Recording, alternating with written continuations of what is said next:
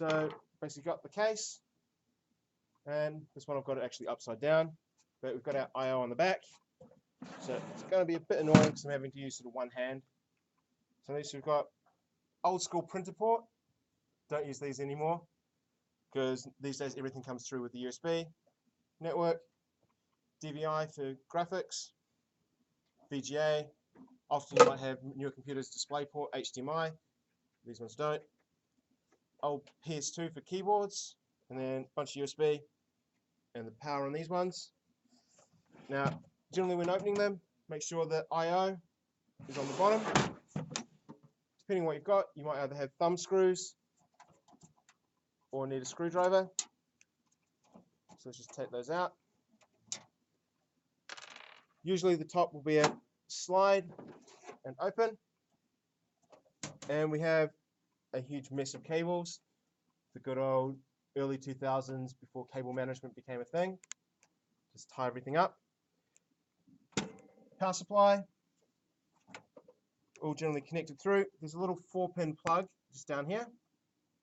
This is the CPU header, or CPU power. So these things draw most of the power, so we need to send extra power to them.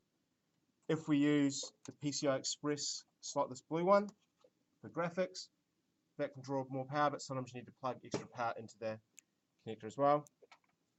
And we've got some old school PCI, down there, and then just PCI version 1, and a stick of RAM along the side, and the main power for the whole system generally plugs in to this cable here.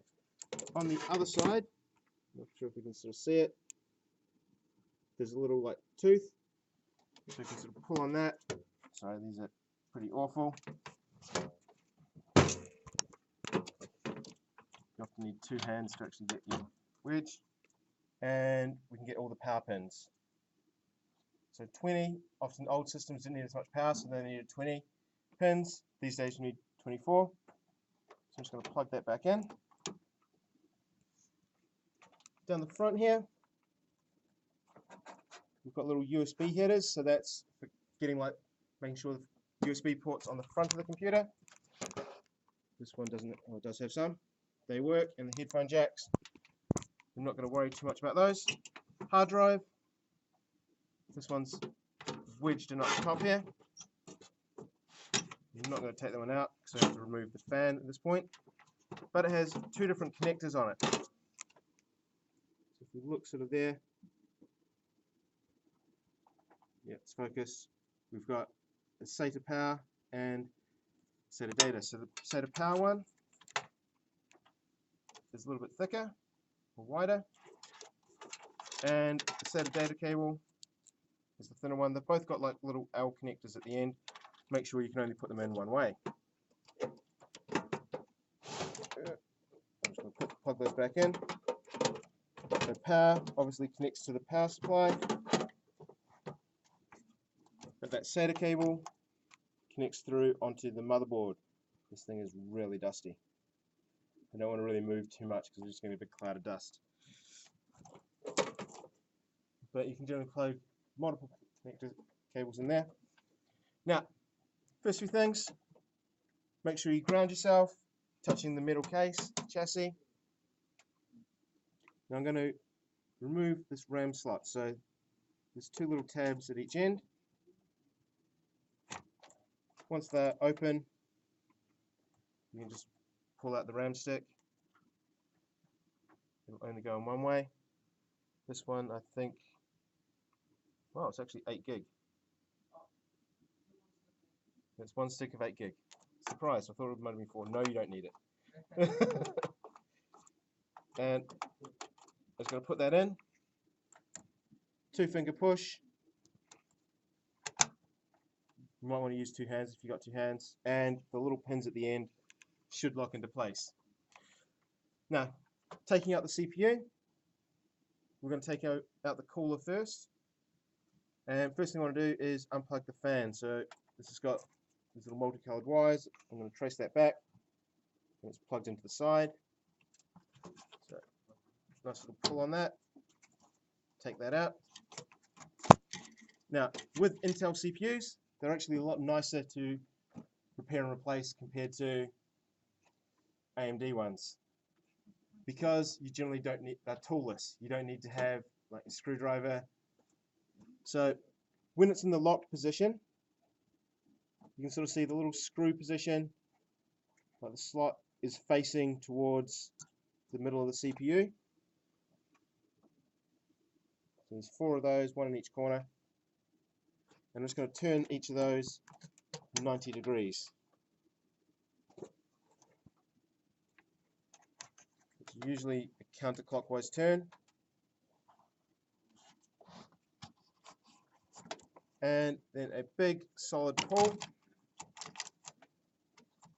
Make sure they're all fully turned to remove a very dusty cooler with a bit of dried up thermal paste on the bottom.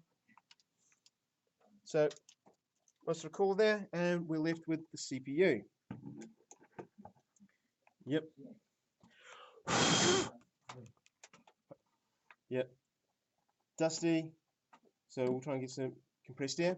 Now these are what's called a zero insertion force socket. So you shouldn't really, when you place the CPU in, you don't need to put any pressure in. You will need to use a bit of force to undo the locking mechanism.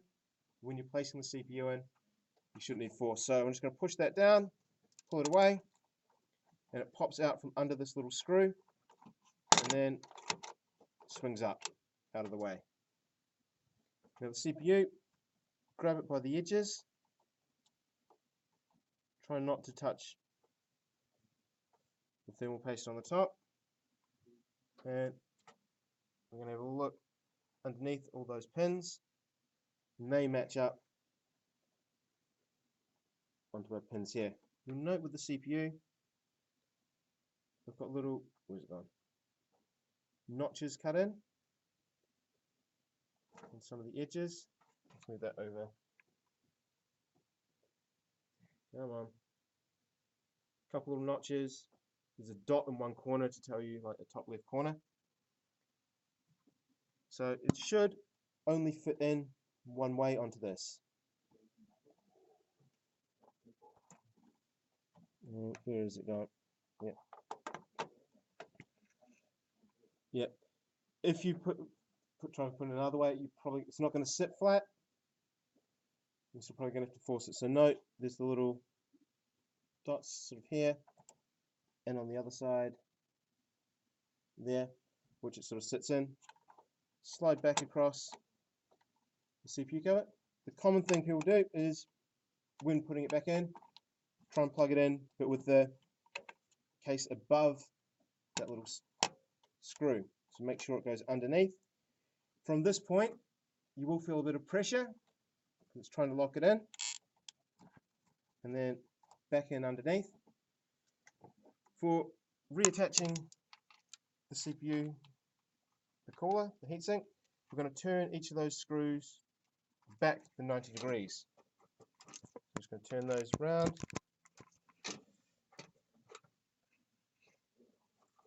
Ninety. So they're all facing into the middle. It doesn't matter which way I actually mount it, because thankfully Intel makes them a square, so they're working well. If you've got an AMD system, it's a bit more annoying. You've got to make sure they're mounted the right way. And big push in the middle, you should hear it click in. And then just pushing down on each side. Do the opposite edges first. So that side, then the other one, then the other. And we've now got, last bit is reattaching that fan header. So note where it was from. And obviously I need to reattach any other plugs. Go through and do those. And so that's basically removing those different components.